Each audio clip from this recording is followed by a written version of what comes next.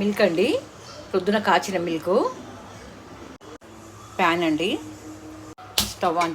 శనగలండి, చిన్న శనగ.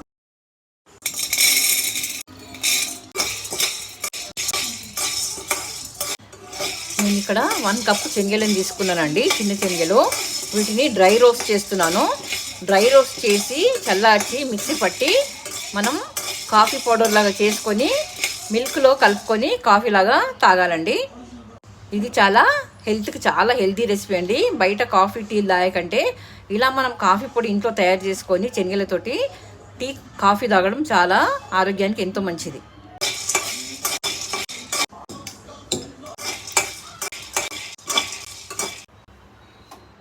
వీటిని చల్లార్చి మిక్సీ పట్టుకోవాలండి.